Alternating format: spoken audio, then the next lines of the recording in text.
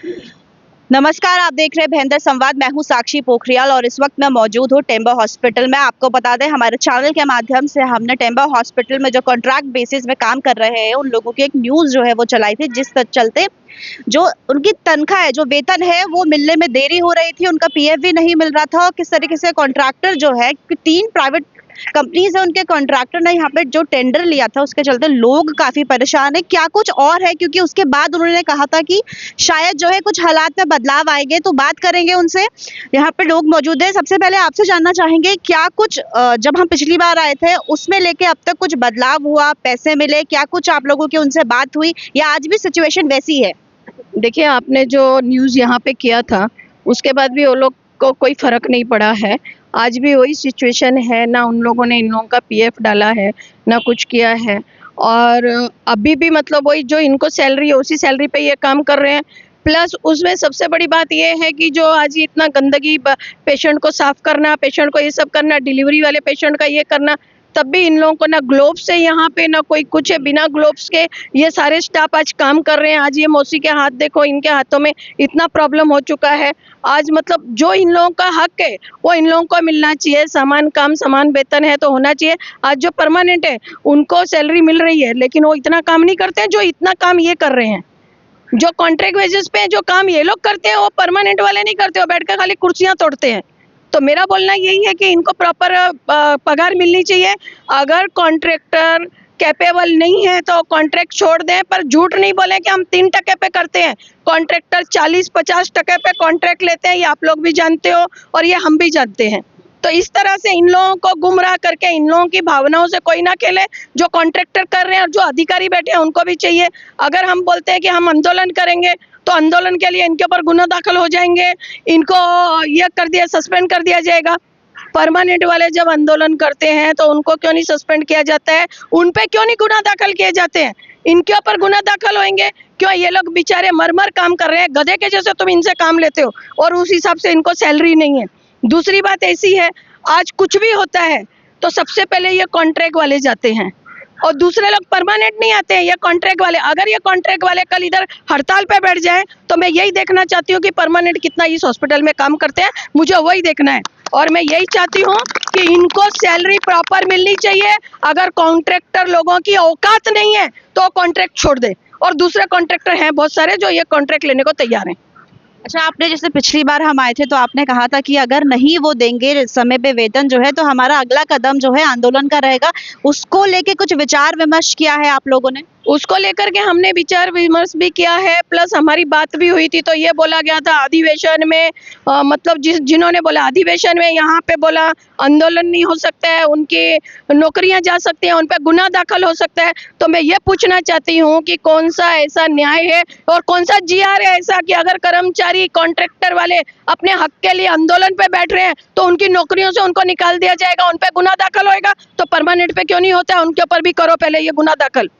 क्या लगता है आपको अगला स्टेप क्या रहने वाला है आंदोलन के लिए? उन्होंने इस तरीके से खुली धमकी जो है वो दी है कि अगर आप लोग करते हैं तो गुना दाखिल होगा और नौकरी से भी जो है निकाला जाएगा। तो इस आगे का क्या सोचा है, कैसे सोल्यूशन रहेगा? बातचीत रहेगी या ये जो परेशानी है वो ऐसे ही रहेगी? नहीं, आगे का स्टेप ये है कि अगर कोई चैलेंज करता है तो हम चैलेंज एक्सेप्ट करते हैं। और अगला स्टेप यही रहेगा कि अगर 1 हफ्ते के अंदर इनका पीएफ नहीं आया और कुछ भी इसमें इन लोगों ने एक्शन नहीं लिया तो डेफिनेटली हम आंदोलन पे बैठेंगे और बेमुद्दत आंदोलन करेंगे। हम लोग बेमुद्दत आंदोलन रहेगा हमारा, और हम आंदोलन पे जब तक इन लोगों की मांगे पूरी नहीं होंगी तब तक हम आंदोलन करेंगे। जी, आपसे भी जानना चाहेंगे किस तरीके से बदलाव कुछ लगा है आपको कि उसके बाद से लेके अब तक आया है? आंदोलन के लिए भी साफ तरीके से बोल दिया गया है कि अगर आप लोग करेंगे तो गुना दाखिल होगा या फिर नौकरी से निकाला जाएगा। नहीं मैडम, देखो अपना जो न्यूज़ लास्ट टाइम बना उसके बेस पे लोगों को तो मालूम पड़ गया कि हमको इतना कम पगार मिल रहा है। बट क्या है, अभी तक हमारे शासन को नहीं मालूम पड़ा। शायद महाराष्ट्र शासन आरोग्य विभाग, हमारा डीडी ऑफिस, फिर हमारा हॉस्पिटल, इनको अभी तक नहीं लग रहा है कि इनका भी बढ़ जाए। अब हम अधिवेशन चालू हो गए, अधिवेशन में हमें भी समझ रहा है कि अभी हम लोग काम बंद आंदोलन नहीं कर सकते। उसके लिए कुछ प्रोसेस है, 10-15 दिन का लेटर देंगे। हम भी लेटर दे के जो ऑफिशियली वैसा ही करेंगे। हमको ज़बरदस्ती से, हम 5-6 साल से काम कर रहे हैं, इस चीज़ के लिए नहीं कर रहे कि कोई हमको आके दूसरे दिन काम पे से निकाल दे या हमारे ऊपर गुनाह दाखिल कर दे। प्रोसेस है, हम प्रोसेस से ही करेंगे। बट एक हमें एक बोलना है गवर्नमेंट को, शासन को, आरोग्य विभाग को, कि हमारा काम बंद होने के बाद ही हमको आप पगार बढ़ा के दोगे क्या?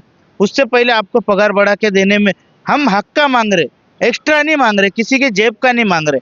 जो फिलहाल किमान वेतन जो चालू है ऑल महाराष्ट्र, इंडिया, पूरे अपने भारत में जो चालू है उस हिसाब से दे दो। 4 कोड वेजेस आज हर सिटी हर स्टेट लगा रहा है। राजस्थान में हो गया, गुजरात में हो गया, हरियाणा में हो गया, दिल्ली में हो गया, यूपी में हो गया, इंदौर में हो गया, एमपी में हो गया। ये लोग अगर 4 कोड वेजेस चालू कर दिए तो अपना महाराष्ट्र कब करेगा? आज 1 अप्रैल का वेट कर रहे सब, 1 अप्रैल को होगा, पर कंफर्म होगा क्या? हम उसके लिए कामगार मंत्री से भी मिले थे, आरोग्य मंत्री साहब से मिले थे, फिर कामगार मंत्री अध्यक्ष, किमान वेतन कायदे के अध्यक्ष, उनसे भी मिले थे। बट हमारा पगार कब बढ़ेगा? हम आज 1 साल से वही आस में बैठे, 2 साल से वही आस में बैठे, अधिवेशन पे अधिवेशन आते जा रहे, बट हमारा मुद्दा नहीं आ रहा अधिवेशन में। तो अभी लोगों को इतना ही विनंती है कि आप ये वीडियो को ज़्यादा से ज़्यादा शेयर करो और हमारे जो आरोग्य मंत्री है, हमारे जो महाराष्ट्र के सीएम साहब है, डिप्टी सीएम साहब है, उन तक ये वीडियो भेजो और ये अधिवेशन में ये मुद्दा मांडो कि बाबा लोगों का किमान वेतन के हिसाब से तो पगार देना चाहिए। आज के तरफ में शासन के हॉस्पिटल में नहीं है, नगर पालिका बरोबर दे रही है। क्यों? नगर पालिका के पास बहुत पैसा है और शासन के पास पैसा नहीं है। ऐसा कुछ बात है तो हमें वो भी बोलो। बट हमको तो एक ही विनंती है कि हमारा पगार बढ़ जाए। और कॉन्ट्रैक्टर से एक विनंती है, जो 8-9 महीना 10 महीने का जो पीएफ है जो आपने अटका के रखा है लोगों का, वो डाल दो उनके खाते में। हम आपसे रोज कांटेक्ट कर रहे, कांटेक्ट पे आप कॉल पे रिप्लाई नहीं दे रहे हो, तो कब डालोगे? आप उसको रख के क्या करना चाहते हो? लोगों को आज गरज है, उनका पगार 10,000 है, उनको वही पैसा काम आएगा। आपसे इतना ही विनती है, उनका पीएफ है अकाउंट में डाल दो। और शासन को विनंती है कि किमान वेतन कायद्यानुसार, कायदे के हिसाब से हमारा पगार दे, बस। अच्छा, यहाँ